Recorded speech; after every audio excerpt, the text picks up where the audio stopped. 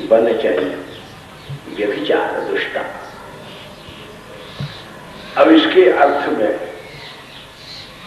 बड़े बड़े लोग भ्रमित हो जाते हैं। व्यभिचारी भावा दुष्टा सन्ति, नाम ही व्यभिचारी भाव है। उन व्यभिचारी भावों के विनियोग से स्थायी रति का, निर्वेद का उत्साह, जो भी रस का स्थायी भाव है, उनकी निष्पन्नता नहीं हो सकती।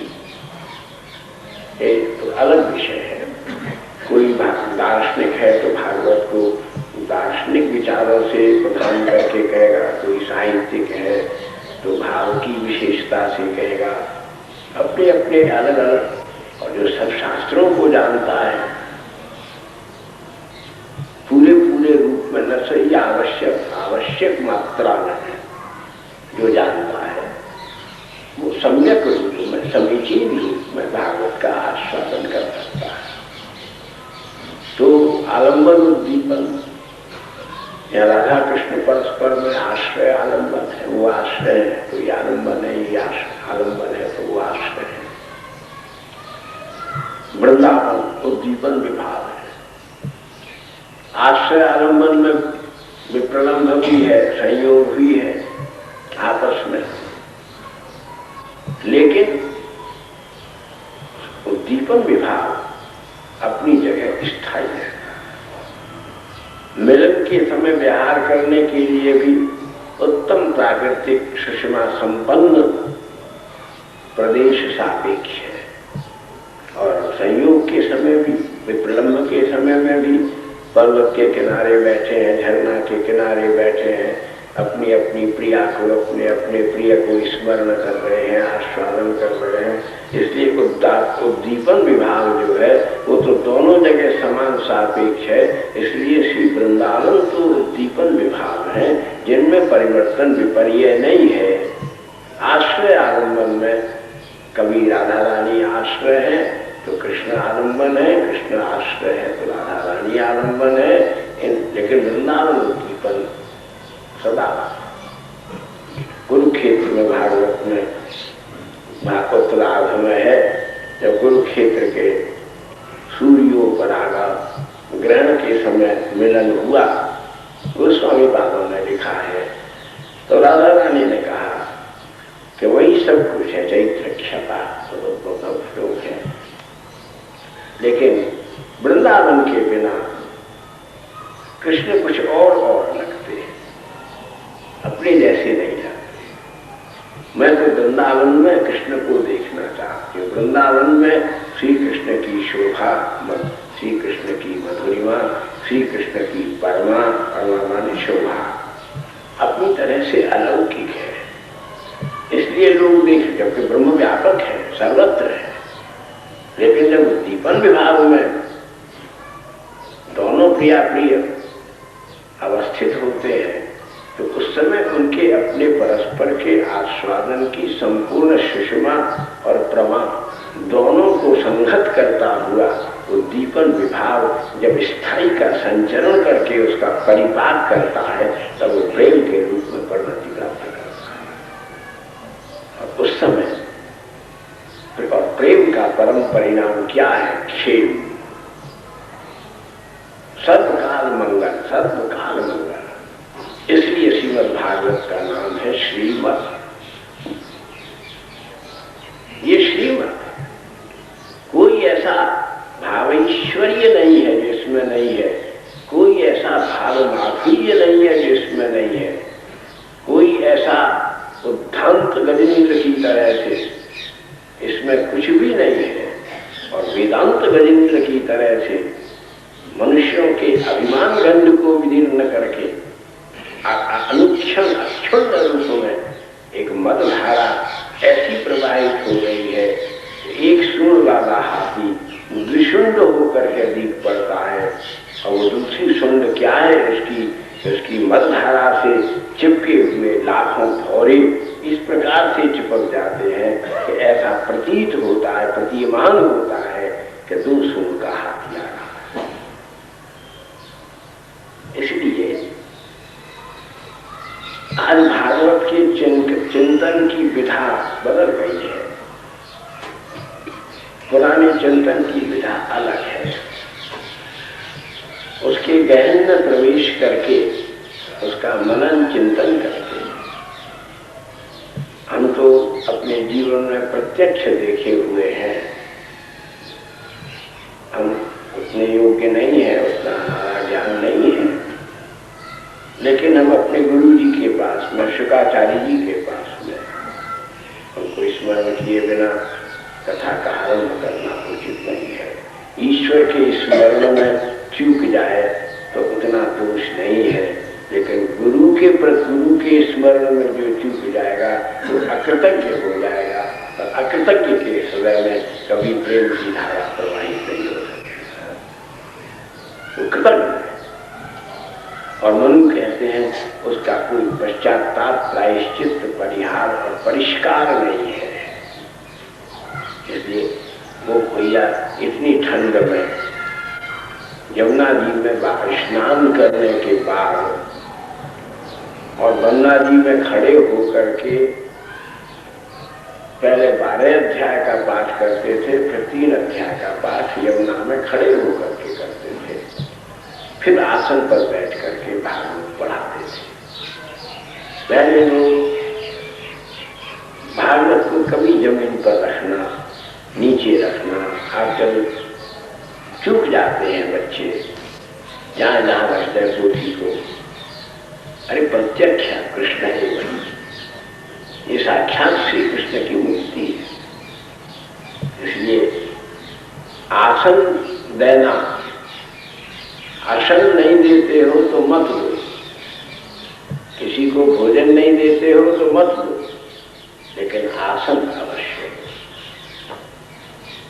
उसका सम्मान अवश्य है। आसन के बिना रह सकता है, लेकिन कोई भी आप सम्मान देने में, आसन देने में संभव। आसन के प्रयोग तो, आसन बहुत बड़ा शब्द है। आसन का भक्ति शास्त्र में अलग है, राजनीति में आसन और सिंहासन के लिए खून बहते हैं, काम शास्त्र में आसनों की अलग महिमा है। अस्तु, एक बड़ा अनेक विधाओं में प्रयुक्त होने वाला, अनेक पद्धतियों से युक्त एक शब्द है। इसलिए श्रीमद् भागवत में भक्ति महारानी ने कहा, दवाई ज्ञान वैराग्य को लेकर के, तो उसने चारों तरफ देखा मैं कहाँ बैठूं, तो महात्माओं ने कहा कि आप सबके हृदय आसन पर विराजमान हो जाए। रेशम का, अकून का आसन दो, वो उतना वो बात नहीं है। सबसे बढ़िया तो प्रथमासन जो है वो तो नेत्रासन, हमारी आंख में बैठो। फिर जब अंतरंगता हो जाती है, कोई अतिथि आए, पहले उसे आसन पर बैठाएं, मधुपर्क अर्पण करें। तो मधुपर्क क्या है? उसके आगमन पर मुस्कान का चंदन और आंसुओं के अर्घ का जल प्रदान करें।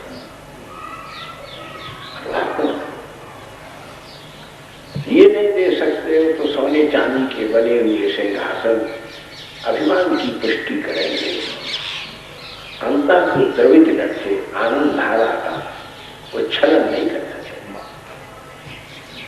तो इस प्रकार से ये भक्ति सबके हृदय आसन पर बैठे। जब अतिथि को पहले बाहर आसन पर बैठाते हैं, सोफा पर बैठाओ, और उसके बाद में जब भीतर ले जाओ, स्वागत करो, आचमन कराओ, आराधना दो, तब कहाँ बैठाते हो? तब उनको पलंग पर बैठाते हो। तो नेत्रों के आसन पर बैठाओ, हृदय के आसन पर उनको विश्राम कराओ, आंसुओं का जल पिलाओ, हंसी का, होठों की मुस्कान का दीपक जलाओ। अपना आचरण इतना सुंदर रखो कि उसके मलयानिज पवन सुगंधित श्वास ही पंखे की तरह, विजन की तरह डुलाए जाए। हृदय में इष्ट देव का ऐसा चिंतन करो कि मुख में से, वक्ता के मुख में से पित्त का, वात का, कफ का गंध नहीं आए। उधर में यकृत विकृति भूत गंध नहीं आए।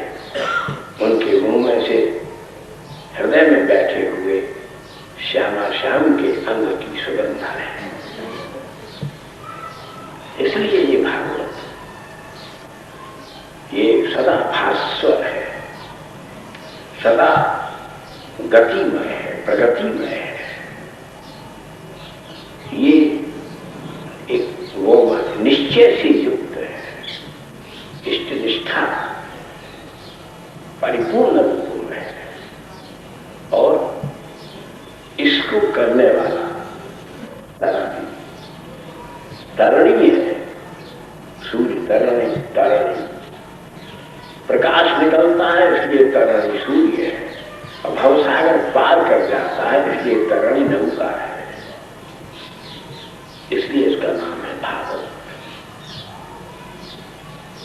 और इस प्रकार से नहीं तो कोई दुनिया में ऐसी किताब नहीं है। हम ज्यादा तो नहीं अपने पढ़े लिखे हैं, लेकिन पंडितों का साथ, उनका चरण रल हमारे माथे पर पड़ा है, विद्वजन। और सुयोग वशात अपने पिताजी के इनका चित्र रखा हुआ है। ये चैतन्य महाप्रभु की जयंती और हमारे पिताश्री की जयंती का सम्मिश्रित उत्सव हम प्रतिवर्ष यहाँ संपन्न करते हैं। तो भागवत की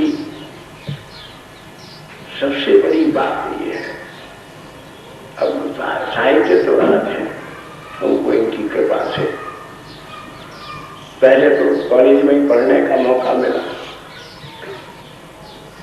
लेकिन वो तो समय ही लगा जाने, उसका लाभ भी बहुत हुआ, एमए किया।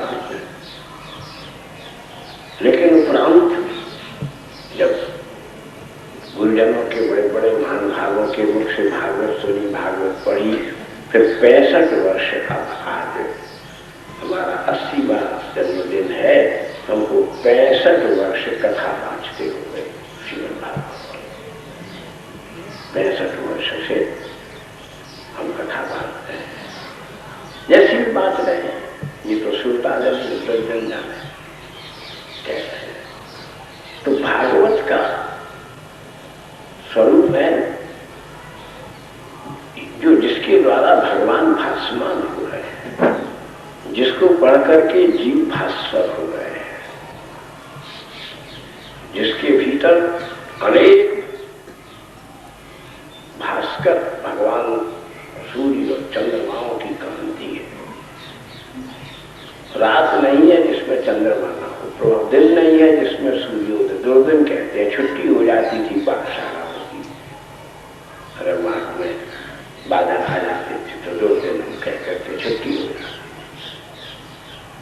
तो इसलिए ये भागवत रूप है, भागवतों की प्राण है। हम बिना बातचीत के नहीं रह सकते, लेकिन जो बातचीत करो तो भागवत की करें। कितने कितनी कहानी, कितने चरित्र हैं, कितने कितने गहन गंभीर सिद्धांत हैं। एक कथा कही और झट फिर किसी के द्वारा स्तुति कराई गई। स्तुति प्रसंगों में संपूर्ण वेद वेदांत श्रुति सिद्धांत भागवत में अन्वित हो गए हैं। सब भागवत को अच्छी तरह से पढ़ ले, व्याकरण पढ़ने के बाद कम से कम सिद्धांत कौमुदी और साहित्य दर्पण और हितोपदेश और मुक्तावली, इन 5 को गुरुमुख से पढ़ के फिर भागवत यदि पढ़े तो थोड़ा थोड़ा समझ में आने लगता है। जहाँ तक पूरी समझ की बात है, और की तो नहीं कहते, लेकिन अपनी बात हम निश्चित कहते हैं कि अभी तक पूरे हमको भागवत के एक श्लोक का भी सम्यक ज्ञान नहीं है। ये वैसी बात नहीं करते, शिष्टाचार की बोली नहीं बोल रहे, यथार्थ देखते हैं। आप जन्माद्यस्य का अर्थ करिए, लेकिन एक बार जीव गोस्वामी की टीका पढ़ लीजिए तो उन्होंने जन्माद्यस्य की क्या टीका की है। भागवत के 24,000 श्लोक इस श्लोक की परिक्रमा कर रहे हैं। पांडित्य की पराकाष्ठा भी गोस्वामी की है, तो वैष्णव दोषणी वस्तु को आते कम पढ़ते देखते हैं। एक ही श्लोक में भागवत के सब कथा श्लोक आप कह सकते हैं। एक श्लोक की तैयारी कर लो तो समीचीन रूप में भागवत की समरी दे सकते हो, कंपाइल कर सकते हो, कंप्लीट कर सकते हो। जीव गोस्वामी और दूसरे आचार्यों ने अपनी अपने ढंग से अद्वैतवादी मान दाक्षिणात्य टीका है बहुत है, जिनमें अद्वैत सिद्धि हुई है। उत्तर भारत में उनका प्रचलन नहीं है, हम उधर जाते हैं, मद्रास जाते हैं, कोयम्बटूर जाते हैं, वहाँ जाते हैं तो उन मनीषी शैव विद्वानों को भागवत की व्याख्या करते हुए सुनते हैं। तो पांडित्य की तो पराकाष्ठा है, परंतु भाव की रसम प्रमाणता का वो इधर के विजयधन महाराज, वीर महाराज, सूर्यपाल, जीव गोस्वामी, रूप गोस्वामी, सनातन गोस्वामी बाकी भागवत की टीका हमारे किताबों की जीवन जीत का टिप्पणी और सब सुविधाएं हैं। श्री कृष्ण शंकर जी महाराज गुजरात में बहुत ग्रंथ हैं, 100 वर्ष के लगभग हैं, लेकिन भागवत के अपनी के अद्वितीय विद्वान है, अद्वितीय। तो जैसे पढ़ो ऐसे जानो। भागवत एक चिरंतन स्वाध्याय का, निधिध्यासन का, चिरंतन मनन का, चिंतन का अपार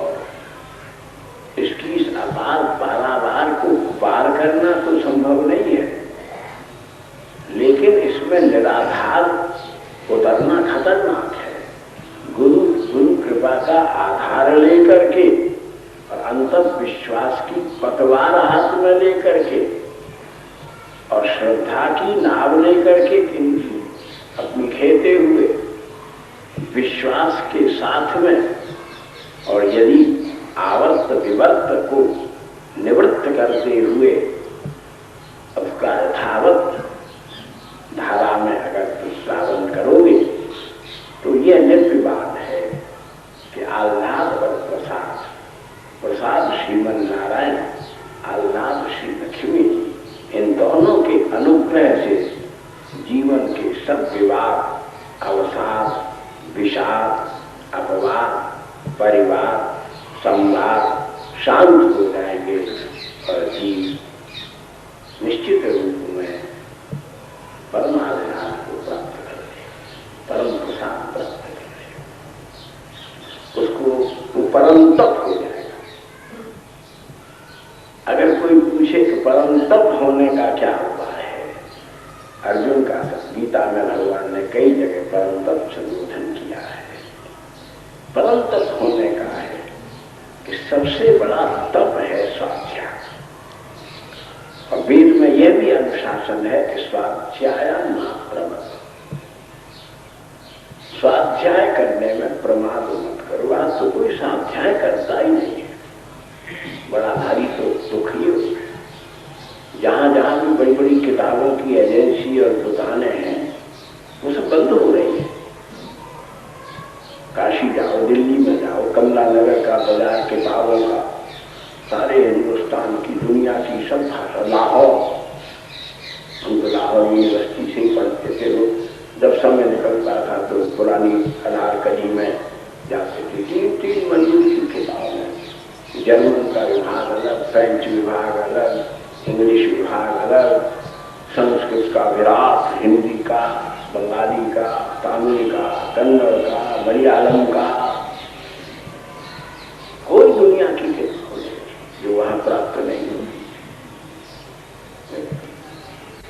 तो इसलिए प्रेम ही से मनुष्य के जीवन का क्षेम हो सकता है, और प्रेम ही से जिस खेम की खेती मानी भूमि, धारा, इसका इरिगेशन, इसका सिंचन हो सकता है।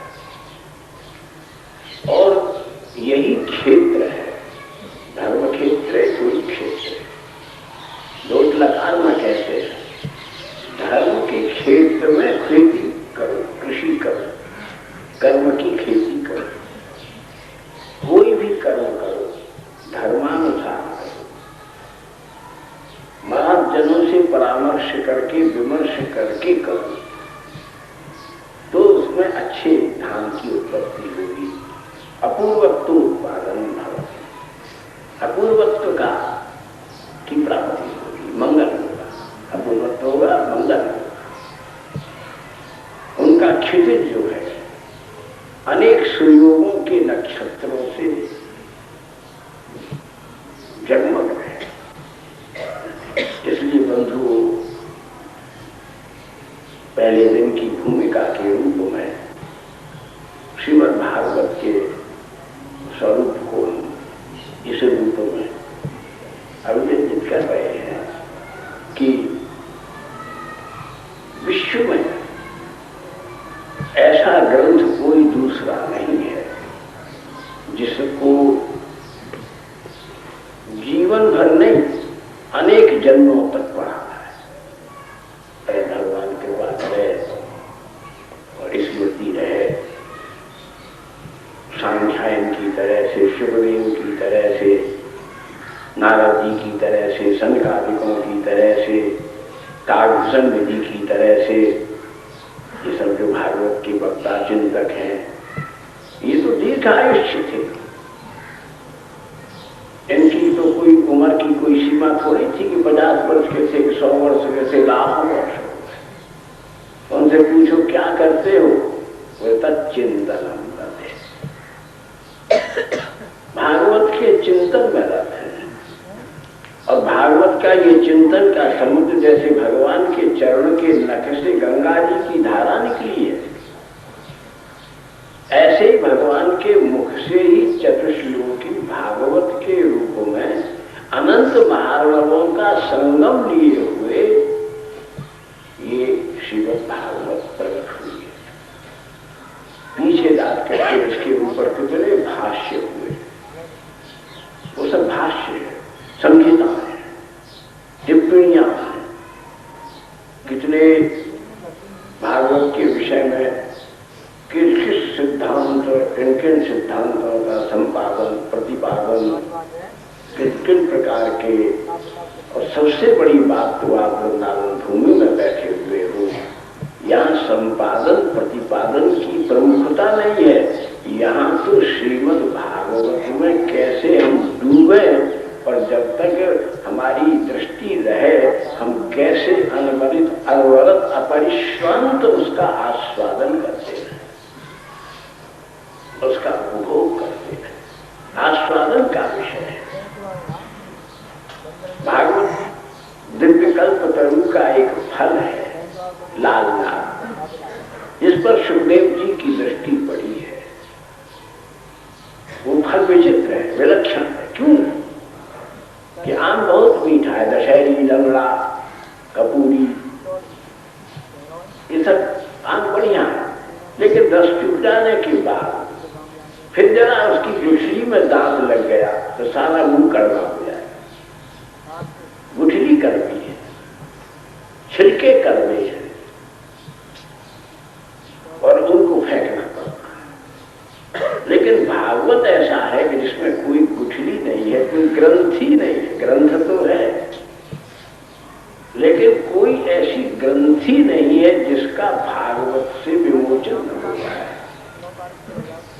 किसी चीज में गांठ लगे, गांठ लगा लगा करके रस्सी को कितना भी लंबा करो, लेकिन बलवान हाथी झटका देगा तो कहीं न कहीं की गांठ से वो टूट जाएगा, उसका छेद हो जाएगा। लेकिन भागवत ऐसा ग्रंथ है जिसमें कोई ग्रंथि नहीं है, सबकी ग्रंथि सरक जाती है, खुल जाती है। और इस ग्रंथि, इसकी कृपा से जब ग्रंथि खुलेगी, अगर हिरण की को बांधा है जिस रस्सी से, कोई कारण से वो गांठ खुल गई, तो हिरण जैसे भागता हुआ जंगल में चला जाता है, ऐसे ही भागवत की कृपा से यदि जीवन की यह सब कामादिकों की चिकनाहट से युक्त ग्रंथि का विमोचन हो गया, तो हिरण की तरह भागता हुआ वृंदारण्य में आ जाएगा, वृंदावन। और राधा माधव माधुरी का सेवन करें। इसलिए इसकी प्रस्तावना में, इसकी उद्भावना में, इसकी भूमिका में, इसके महात्म्य में, इसकी महिमा में, खाली अगर भागवत के स्वरूप के विषय में ही चिंतन करें तो सब प्रसंग भी आ जाएंगे, संदर्भ भी आ जाएंगे, सब सिद्धांत भी आ जाएंगे, सारा समाहार भी हो जाएगा। लेकिन एक बात की बात है, अगर वो नहीं है तो फिर समझनी चाहिए कि आपने भागवत नहीं पढ़ी। बोले क्या कि और पानी पीने से प्यास बुझ जाती है, लेकिन भागवत के चिंतन करने से प्यास दिन दिन बढ़ती जाती है। और पढ़ें और सुनें और चिंतन करें और मनन करें और इसका आस्वादन करें। तृष्णा शमन नहीं होती। आदमी को तो दो ही चीज रहेंगे, जब अलग रहेंगे तो दुख हो जाएगा। देखो, एक कहेंगे सतृष्ण है और अकृष्ण है। आचार्यों ने एक जगह प्रयोग किया, अगर सतृष्ण है अलग,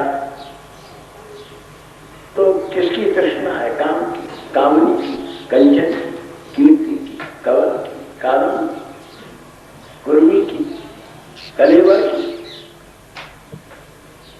और यदि सकृष्ण सतृष्ण है,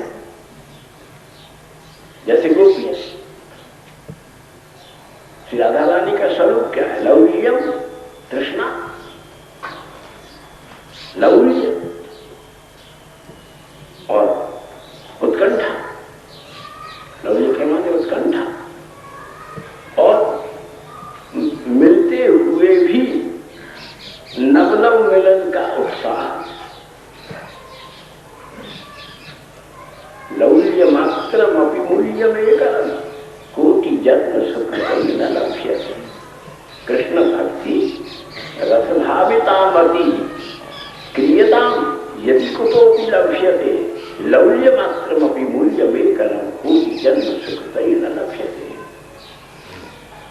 जीवन में दो ही चीज तो भी है, एक लौल्य, उत्कंठा। लेकिन संसार की वस्तुओं की जो उत्कंठा है वो शक्ति को पी जाएगी, लेकिन श्री कृष्ण के भजन रस के स्वादन की जो तृष्णा है वो रूखे रेगिस्तानी जीवन को नंदन कानन और चैत्य कानन की सुषमा प्रदान करेगी। इसलिए कृष्ण के लिए सतृष्ण रहो और फिर उसके लिए क्या करो कि सकृष्ण रहो।